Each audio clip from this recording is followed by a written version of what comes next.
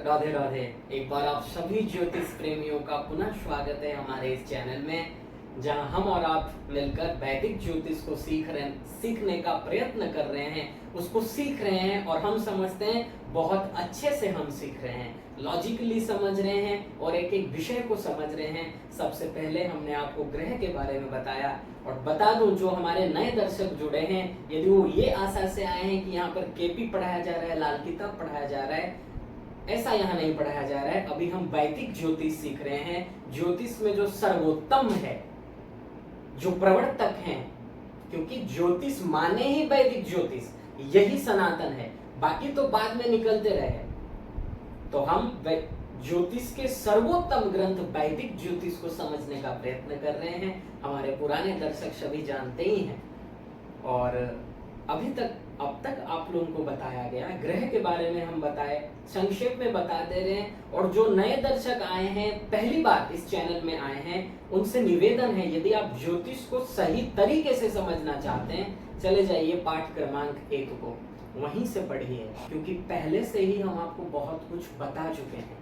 ग्रह के बारे में बताया, नक्षत्रों के बारे में बताया, राशियों के बारे में बताया, कौन सा ग्रह कौन सी राशि का स्वामी है, ये बताया गया। और राशियों का अंशात्मक विस्तार, नक्षत्रों का अंशात्मक विस्तार, ये सब बताया जा चुका है। यदि आप नए जुड़े हैं तो प्लीज फर्स्ट चैप्टर में जाइए, वहीं पर देखिए। क्रमानुसार पाठ आ रहा है, आप लोग ध्यान पूर्वक सुनेंगे, समझेंगे। चैलेंज है, आप अच्छे ज्योतिषी बन जाएंगे। समझना है आपको, बुद्धि लगाकर ठीक से समझना होगा, और बहुत सरलता से हम समझाने का प्रयत्न कर रहे हैं। चलिए हम अपने पिछले पाठ की ओर चलते हैं, जहां हमने पढ़ा था, ग्रहों के बारे में हम पढ़ रहे थे। और सूर्य, चंद्रमा, मंगल, इन 3 ग्रहों को हमने बताया था कि इनसे क्या क्या देखना है मुख्य रूप से। तो सूर्य हमने कहा था आत्मा का कारक है। तो जहां भी प्रश्न आत्मा से रिलेटेड आ जाए कि जातक में आत्मविश्वास कितना होगा, सेल्फ कॉन्फिडेंस, अभिमान, सूर्य अभिमान को रिप्रेजेंट करता है, अहंकार, सूर्य लग्न में हो, स्ट्रांग हो, षडबल में बलवान हो, तो ऐसे जातक हो ही नहीं सकता कि अहंकार ना हो। अहंकार होंगे, महत्वाकांक्षी होंगे, आगे बढ़ने के लिए प्रयत्नशील रहेंगे, और इनको अपमान ये सहन नहीं कर सकते। ये सब हम आपको बताए थे। और अवतार से भी सामंजस्य बिठाकर आप लोगों को बताया गया था कि सूर्य वंश में भगवान श्री राम का प्राकट्य हुआ था। तो सूर्य दिन में बलि होता है, और भगवान श्री राम का जन्म भी मध्याह्न वेला में हुआ था। इतना हमने सूर्य के बारे में बताया था। फिर हम चंद्रमा के बारे में बताए थे, जैसे राम जी दिन में प्रकट हुए, चंद्रमा रात्रि बलि है। तो भगवान श्री कृष्ण रात को 12 बजे जन्म लिए कारागार में, और चंद्रमा से मन का विचार करते हैं, क्योंकि चंद्रमा मनसो जातः, वेद में कहा गया, पुरुष सूक्त में कहा गया, चंद्रमा से मन को देखा जाता है। इसलिए यदि किसी जातक की मन स्थिति को जाननी है, ये जातक बहुत टेंशन लेता है, बहुत ओवर थिंकिंग करता है, चंद्रमा की स्थिति को देखिए।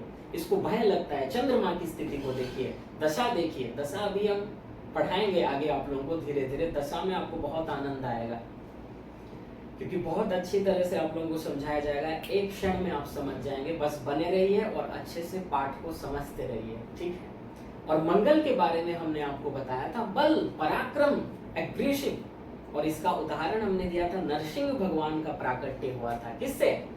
मंगल से। उससे परमात्मन से लेकर नरसिंह भगवान का प्राकट्य हुआ था। और क्या उनका स्वरूप था आप सभी को मालूम ही है, भागवत में विस्तार से वर्णन है, 7वें स्कंद में प्रहलाद जी की कथा।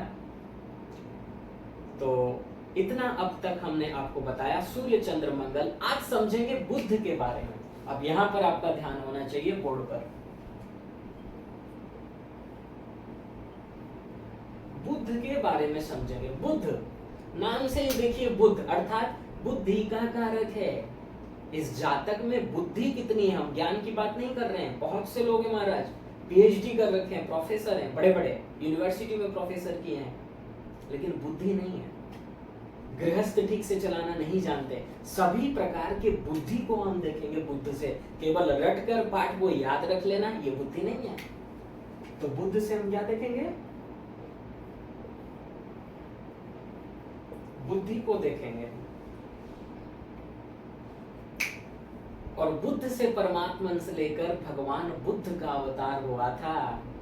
और उनके बारे में क्या कहा जाए, उनसे बड़ा बुद्धिमान कौन होगा, जिन्होंने बहुत ही सुंदर उपदेश दिया है। जितने भी बौद्ध धर्म के अनुयायी हैं वो सभी जानते ही हैं इसके बारे में। तो बुद्ध से हम बुद्धि का विचार करते हैं, ये जातक में बुद्धि कितना है। स्मरण शक्ति का विचार करते हैं, कोई कोई जातक बहुत जल्दी जल्दी सब कुछ याद कर लेते हैं, अर्थात उनका इंटेलेक्चुअल पावर, स्मरण शक्ति जो है, मेमोरी पावर बहुत हाई लेवल का है। अर्थात बुद्ध से हम आईक्यू लेवल को देखते हैं, ये जातक कितना इंटेलिजेंट है, कितना बुद्धि है, कितना बुद्धिमान है। और बिना बुद्धि के आप इस संसार में सफल नहीं हो सकते। कोई भले ही पढ़ा लिखा ना हो, ज्यादा डिग्री हासिल न की हो, लेकिन यदि बुद्धि है तो वो बहुत ऊपर तक जा सकता है, सक्सेस प्राप्त कर सकता है। तो बुद्ध से हम बुद्धि का विचार करेंगे। आगे तो और भी कारकत्वों के बारे में आपको बताया जाएगा कि बुद्ध से ही हम फाइनेंस वगैरह को देखते हैं, बैंकिंग देखते हैं, कम्युनिकेशन स्किल देखते हैं, जातक की बोलने की कला। क्योंकि बुद्ध कालपुरुष की कुंडली में 3rd हाउस का स्वामी है। कालपुरुष अर्थात मेष लग्न की कुंडली, तो 3 नंबर राशि कहाँ है, 3rd हाउस में है। तो वहां से हम कला का विचार करते हैं, तो बुद्ध कला को रिप्रेजेंट करता है। ये जातक कला में कितना अच्छा होगा, अच्छा आर्टिस्ट होगा या नहीं होगा। बुद्ध को देखो, बुद्ध की स्थिति कैसी है, ये सब हम बुद्ध से विचार करते हैं। और आगे तो हम बताते ही रहेंगे कि बुद्ध से हम और क्या क्या विचार करते हैं, क्योंकि एक ही पार्ट में यदि बताते चलें तो एक क्लास ओनली बुद्ध में चला जाए, और वो भी आराम से 2-2.5 घंटा क्लास हो सकता है, यदि बुद्ध के बारे में ही केवल आपको बताया जाए, उससे भी ज्यादा हो सकता है। तो मोटा मोटी आप इतना समझिए, बुद्ध से हम बुद्धि का विचार करते हैं, ये जातक कितना बुद्धिमान होगा। जहां जहां प्रश्न आएगा बुद्धि का, वहां आपको बुद्ध को चेक करना है। बुद्ध वाणी का कारक है, ये जातक की वाणी कैसी होगी, कितना प्रभावशाली ये बोलेगा, इसके लिए भी बुद्ध को चेक करेंगे अपनी कुंडली में। इसके बाद हम समझेंगे गुरु के बारे में। गुरु अर्थात बृहस्पति, देवताओं के गुरु। और गुरु मतलब क्या, गुम रौती, अर्थात गुशब्दवस्त अंधकार स्यात् रुशब्दस्तन निरोधक अंधकार निरोधित्वात् गुरुदित्यम विधीयते। द्वयोपनिषद के 4थे मंत्र में कहा गया, जो हमारे अर्थात जीव के अनंत जन्मों के जो अज्ञान भरे पड़े हैं उसमें, उसको हटाकर ज्ञान दे दे, दिव्य ज्ञान देकर उसे सदा को दुखों से छुटकारा दिला दे, उसे गुरु कहते हैं। दुखों से छुटकारा दिला दे, आपके जो दुख हैं, आप टेंशन में अशांत हैं, आपके अशांति को हरण कर ले और सुख प्रदान कर दे, अर्थात भगवत प्राप्ति करा दे, वो है गुरु। तो गुरु से हम क्या देखेंगे, आनंद, हैप्पीनेस, जॉय, आनंद देखेंगे। यदि कोई जातक स्पिरिचुअल लाइन में आगे बढ़ना चाहता है, आध्यात्मिक मार्ग में आगे बढ़ना चाहता है, भगवत भक्ति करना चाहता है, इस प्लैनेट को आप नकार नहीं सकते। क्यों? क्योंकि कालपुरुष की कुंडली में इसकी जो मूल त्रिकोण राशि है गुरु की, धनु राशि, वो 9th हाउस में आता है। हम बता देते हैं हमारे नए दर्शकों को कि कालपुरुष की कुंडली होती क्या है। ये हमने कुंडली लिया,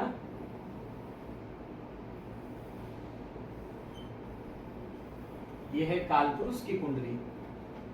पूरा नहीं कर रहे हैं, आपको बस बता रहे हैं। ये 2-3 ऐसे नंबर वाइज यहाँ 12 तक रहेगा, ठीक है। तो गुरु का जो मूल त्रिकोण राशि है, धनु राशि, जिसे सेजिटेरियस कहते हैं, वो 9th हाउस में है। 9th हाउस धर्म का हाउस है, भाग्य का हाउस है, ईश्वर भक्ति का हाउस है।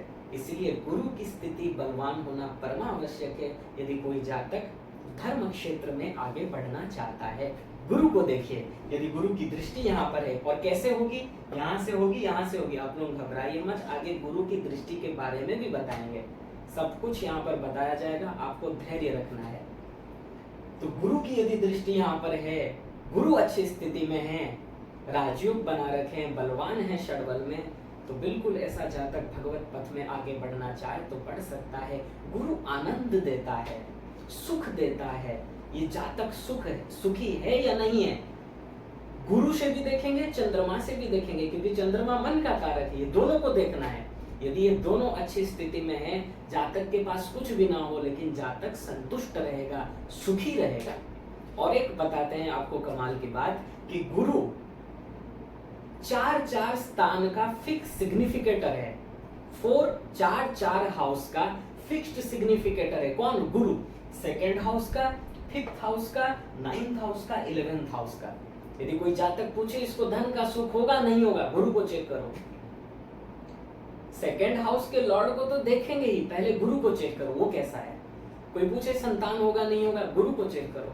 पति कैसा होगा, अच्छा होगा नहीं होगा, अच्छे घर में शादी होगा, लड़कियों के लिए कहा जा रहा है गुरु देखो। पति के लिए गुरु देखो, और पत्नी के लिए अभी हम आगे बताएंगे। धर्म क्षेत्र में कितना आगे बढ़ेगा, भाग्य का साथ मिलेगा नहीं मिलेगा, गुरु को देखो। लाभ मिलेगा नहीं मिलेगा, गुरु को देखो। प्रमोशन मिलेगा नहीं मिलेगा, गुरु को देखो। समाज से प्रशंसा मिलेगा नहीं मिलेगा, गुरु को देखो। लोग आपको एक रेस्पेक्ट की नजर से देखेंगे, गुरु को देखो। इतना सब फिक्स सिग्निफिकेटर गुरु के पास है, तो आप लोग समझ लीजिए गुरु की कितनी महिमा है। इसलिए विदाउट ब्लेसिंग ऑफ गुरु, गुरु की कृपा के बिना कुछ नहीं हो सकता। जैसे संसार में गुरु की जितनी महिमा है, ऐसे ही इन ग्रहों में गुरु की महिमा है जो आनंद बताता है। अब ऐसा मत समझिएगा कि गुरु पावर स्ट्रांग नहीं है तो संतान नहीं होगा, हो जाएगा, धन भी हो जाएगा। लेकिन यदि गुरु कमजोर है, पीड़ित है, चंद्रमा कमजोर है, तो ऐसा जातक मन से सुखी नहीं रहेगा, संतुष्टि में नहीं रहेगा।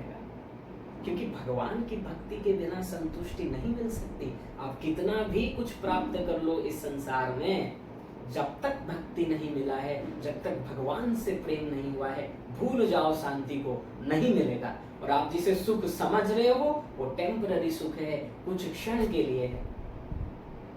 जैसे आपके पास आपका जो भी एज है, आप लोग विचार कीजिए, जिनको जितना एज हो गया है, कि आप सुखी हैं? नहीं है। समस्त संसार भाग रहा है सुख के पीछे, मिल नहीं रहा है। इसीलिए सुख की स्थिति मन से आप बाहर से नहीं बता सकते जातक सुखी है या नहीं है। बाहर से तो सब मुस्कुरा देते हैं, किसी को पूछो how are you, all right I am fine, मुस्कुरा कर बताएंगे, मानो उनसे ज्यादा खुशी कोई है ही नहीं। लेकिन भीतर से गड़बड़ है, टेंशन है सबको, या मानो या न मानो यही सत्य है। तो गुरु से हम आनंद का विचार करते हैं, जीवन में सदगुरु की प्राप्ति होगी या नहीं, 9th हाउस और गुरु से विचार करना है। इसलिए इस प्लैनेट का महत्व बहुत अधिक है। आशा है आप लोग समझ रहे होंगे बहुत अच्छे से, क्योंकि एक एक शब्द को हम ठीक से सुना रहे हैं, समझा रहे हैं। अब आप लोग अपने से भी व्याख्यान कीजिए, अपने से भी व्याख्यान कीजिए, बहुत मजा आएगा। नेक्स्ट प्लैनेट शुक्र, वीनस। ये कैसा प्लैनेट है? ये शुक्र कैसा प्लैनेट है? शुक्र कामनाओं का कारक है, डिजायर। एक के बाद एक, एक के बाद एक। किसी जातक की कामना थी भाई मेरे को पर मंथ 1.5 लाख रुपए होना चाहिए, हो गया, अब 2.5 चाहिए, 2.5 हो गया, 5 चाहिए, 5 हो गया, 10 चाहिए। अर्थात कभी न समाप्त होने वाली कामना। अर्थात ये समस्त जीव, समस्त संसार में ये जो जीव भाग रहे हैं सुखों के पीछे, एक के बाद एक कामना करते जा रहे हैं, ये चाहिए, ये चाहिए, ये चाहिए, ये चाहिए। जितना भी मिलता जा रहा है, शांति नहीं, तृप्ति नहीं होता। ये जो कामना देती है एक के बाद एक, ये शुक्र से देखा जाता है। जिसकी पत्रिका में शुक्र जितना स्ट्रांग होगा, वो जातक उतनी कामना करेगा। और यदि शुक्र शुभ स्थिति में भी है तो उसको प्राप्त भी कर लेगा। ओके, हम मानते हैं प्राप्त करेगा, लेकिन कामना समाप्त नहीं होने वाली है, ये याद रख लो। इसलिए ये डिजायर का कारक है, कामना। और मुख्यतः संसार में लोग 3 प्रकार की कामना करते हैं, वित्तेष्णा, लोकेष्णा, पुत्रेष्णा। वित्तेष्णा अर्थात धन की कामना, जो हमने बताया 10 लाख हो गया 20 चाहिए, 20 लाख हो गया 30 लाख चाहिए। ये जो कामना बढ़ती जा रही है। हमारे पास मान लो कोई जातक है, फॉर्च्यूनर कार है, हम सामने वाले को हम देखे मर्सिडीज में घूम रहा है, अभी हमको मर्सिडीज चाहिए, मर्सिडीज आ गया, अब 5 करोड़ का चाहिए। एक के बाद एक जो कामनाएं बढ़ती जा रही है, शुक्र से देखते हैं। वित्तेष्णा, लोकेष्णा, संसार में मेरा रेस्पेक्ट हो, सभी लोग मेरा सम्मान करें, सब लोग मेरी पूजा करें, अपने सम्मान की चाहत शुक्र से देखेंगे। शुक्र जितना स्ट्रांग उतना वो जातक महत्वाकांक्षी होगा, कामनाओं से परिपूर्ण होगा। और तीसरा सबसे डेंजरियस, काम वासना, जिसका शुक्र जितना स्ट्रांग है वो उतना ही काम वासना में गिरा रहेगा, उतना ही उसको काम वासना सताएंगे। तो ये सब हम शुक्र से विचार करते हैं, आगे और विस्तार किया जाएगा। नेक्स्ट शनि। और ये एक ऐसा प्लैनेट है भाई, आजकल यदि कोई एस्ट्रोलॉजर बता देना कि आपको शनि की दशा चल रही है, डर जाता है, महाराज कुछ बुरा तो नहीं होगा, कुछ उपाय बता दीजिए। मतलब इतना लोग डर रहे हैं इस शनि से, नाम सुनने से घबरा जाते हैं। क्या चल रहा है? शनि की ढैया चल रही है। क्या चल रहा है? कंटक शनि। क्या चल रहा है? साढ़े साती। आगे आप लोगों को इस सब के बारे में बताएंगे कि संसार में कैसे भ्रम फैलाया जा रहा है। साढ़े साती के नाम में डरा रहे हैं, ढैया के नाम में डरा रहे हैं, कंटक के नाम में डरा रहे हैं। ये सब आगे धीरे धीरे आप लोगों को बताया जाएगा, धैर्य रखिए। तो शनि को सब सोचते हैं ये हमें दुख देता है, विपत्ति का कारक है। शनि की दशा चल रही है तो रोग होगा, शनि की दशा चल रही है जॉब छूट सकता है, शनि की दशा चल रही है घर में अशांति रह सकती है, कुछ ना कुछ प्रॉब्लम होता ही रहेगा, मन में नेगेटिविटी, ठीक है होगा, ये शनि के कारकत्व में आते हैं। लेकिन आप ये चेक कीजिए, शनि विलंब का कारक है, अर्थात एक राशि में शनि 2.5 साल तक रहता है। तो क्या आपको जो भी प्रॉब्लम है वो लगातार रह रहा है, अर्थात कुछ समय के लिए पूरा रह रहा है? तो देखिए आपकी पत्रिका में शनि की स्थिति क्या है। ये तो हुआ शनि का, आप लोग सोचते हो नेगेटिव पॉइंट की दुख देता है, लेकिन शनि ही आयु का भी कारक है, इसे मत भूलिएगा। ये आयु का कारक है, दुख तो देता ही है, और केवल शनि ही दुख नहीं देगा। आप लोग देखो, अभी जिसका गुरु मान लो पीड़ित होगा, कमजोर होगा, क्या वो सुखी होगा? नहीं हो सकता। जिसका गुरु बहुत कमजोर है, 6, 8, 12 पकड़ लिया है, पीड़ित है, जब इतना गुरु आपका एफ्लिक्टेड हो, क्या वो सुखी हो सकता है? नहीं हो सकता। शनि कितना भी स्ट्रांग हो, अच्छा हो, या फिर मान लो शनि वीक भी हो, तो क्या कर देगा शनि? क्या दुख नहीं देगा? जबकि आपका गुरु पीड़ित है, वो जब तक दुखी रहेगा, बिल्कुल रहेगा। तो एक एक देखिए, सभी ग्रह का कुछ नेगेटिव पॉइंट्स भी हैं, पॉजिटिव पॉइंट भी हैं। सिक्का के दो पहलू होते हैं। कोई प्लैनेट केवल अच्छा नहीं करता, कोई प्लैनेट केवल बुरा नहीं करता। सभी के पास सभी प्रकार के गुण हैं, लक्षण हैं। अभी शनि देखिए आयु का कारक है, तो आप इसको कैसे नेग्लेक्ट कर सकते हो? कैसे कहोगे शनि वीक हो जाए तो अच्छा, शनि स्ट्रांग ना हो, शनि अपना कुप्रभाव ना दिखाए? कैसे आप कहोगे? कैसे आप इसको ठुकरा दोगे कि शनि की दशा ना आए, शनि ज्यादा मतलब प्रॉब्लम ना करे, शनि स्ट्रांग ना हो? अरे शनि स्ट्रांग होने से ही तो आपको आयु देगा। अच्छा, किसी भी जातक के आयु के निर्धारण के लिए हम बहुत सारे चीज देखते हैं, आगे बताएंगे आपको। आयु निर्धारण जब आपको पढ़ाएंगे अष्टम भाव के बारे में, या फिर मारक खंड में भी हम विस्तार से समझेंगे क्या होता है। लेकिन शनि से जब हम आयु का विचार करते हैं तो आप इसे कैसे नेग्लेक्ट कर सकते हो कि हमको इस प्लैनेट से कोई मतलब नहीं है? यही प्लैनेट आपको संसार से उदासीनता देता है, वैराग्य देता है। वैराग्य को भी हम देख सकते हैं इससे। और यदि गुरु शनि का आपस में संबंध है, ये बहुत अच्छा आध्यात्मिक योग है। यदि गुरु शनि का किसी भी प्रकार से संबंध हो जाए,